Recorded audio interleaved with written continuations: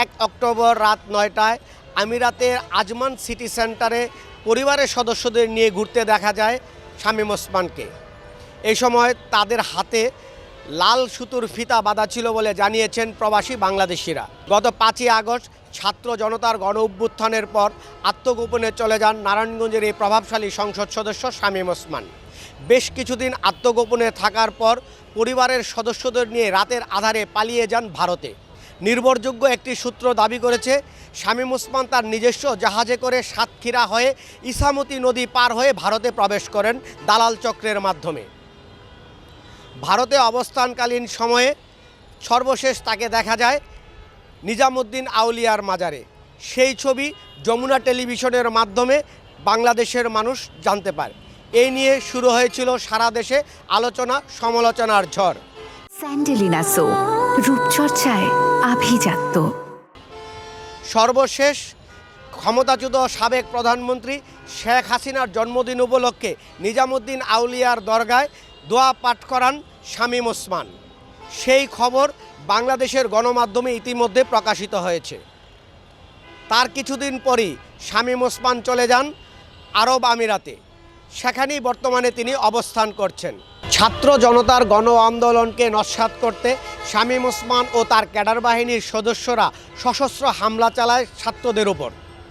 মুহুর্মুহু গুলিবর্ষণ করে পুরো নারায়ণগঞ্জে আতঙ্ক সৃষ্টি করেন শামীম ওসমান ও তার ক্যাডার বাহিনীর সদস্যরা। অভিযোগ রয়েছে, বিগত আওয়ামী লীগ সরকার ক্ষমতায় থাকাকালীন সময়ে শামীম ওসমান প্রভাব বিস্তার করে একের পর এক ব্যবসায়ী সেক্টর দখলে নেন শামীম ওসমান ও তার অনুগত ক্যাডার বাহিনীর সদস্যরা। বিশেষ করে নারায়ণগঞ্জের পরিবহন, ডিশ ও ইন্টারনেটের ব্যবসা দখল করে শামীম ওসমান ত্রাসের রাজত্ব কায়েম করেন।